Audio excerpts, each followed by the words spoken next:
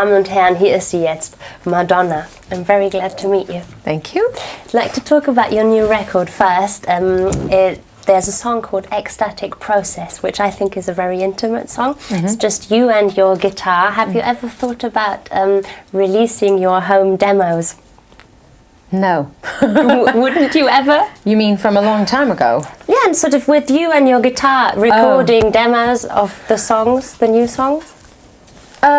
I like the idea of doing shows which are like predominantly acoustic, with just a few of my band members playing guitar with me and singing. But I would never record. I don't play guitar well enough to play every song without mistakes. Okay, so you wouldn't be thinking of anything like the Beatles have done, with you sort of jamming at home going, Scheiße. No, definitely not. Okay. Your music means a lot to millions and millions of people. What would you want your music to do to them? To millions of people? The ideal. Well, to make them ask questions, to inspire them, to make them question the world around them, to wake up out of the dream they're living in, to make them happy. What music are you listening to at the moment? Is there anything recent that blew you away? That blew me away. Or half blew God, you I away? wish.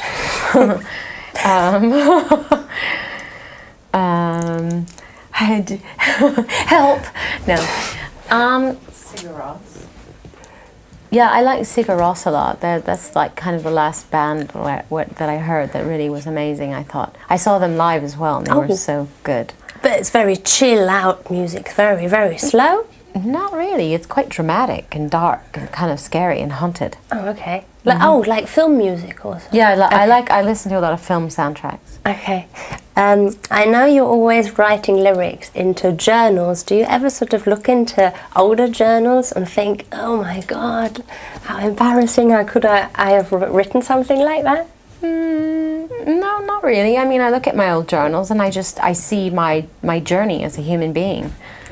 I mean, I've been writing music for 20 years. I don't expect my lyrics 20 years ago to be as, I don't know, thought through or sophisticated as they are now. Can you sometimes pinch a sentence and sort of build a song around it from ages ago? No, but thanks for giving me the idea. Actually. But some people work like that, you know, they have sort of collect sort of wise sentences and don't know exactly what to do with it straight away, and then suddenly they think of a song reading Really? it. Who does that? For example, the singer of the Flaming Lips does that. Oh, really? Yeah, he sort of falls in love with a sentence and then builds a song around it. That never happens. From one of his old songs? Mm-hmm. No, I've never done that. Okay. There's a lot of vulnerability in the lyrics, especially a mother and father. Can you tell me the story behind that song? Well, it's pretty self-explanatory. I mean, it's my relationship with, you know, it's about my feelings as a child when my mother died, and not being able to forgive my father, blaming my father for it, and the song's about being able to let go of my anger and my rage, learning to forgive him and move on with my life. Do you ever feel too open? I think it must be such a strange feeling to share so intimate thoughts with the whole world. No, because there's a point to it. I'm not just being open for the sake of being open. I think there are a lot of other people who have had similar experiences, and the song is about moving on and not being a victim, and not taking your pain and using it as an excuse to behave badly. So if it helps other people to see life from that perspective, then there's a point to being open. Yeah, and there are very sad lyrics on that song, obviously, but very, very dancey music. Is that sort of the magic that happens between you and Milways when you work together? Yeah, he's got a kind of a sad, dark sensibility, and we like the juxtaposition of up music and kind of sad lyrics. I like the combination. Yeah, definitely, but as I bet lots of people listening to the song first, they don't listen to the lyrics but only see it as a dance song. Does that piss you off in a way? No, because sooner or later they're going to get around to hearing what the words are. if they listen to it more often. That's Yes. true. With your lyrics, they also contain a lot of observations sort of concerning the American culture and American society. Would you call your relationship with America a love-hate one? No. More positive?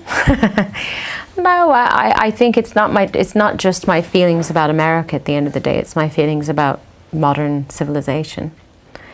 I think that it's not just Americans that are obsessed and consumed with being famous and looking beautiful. I think everyone is these days.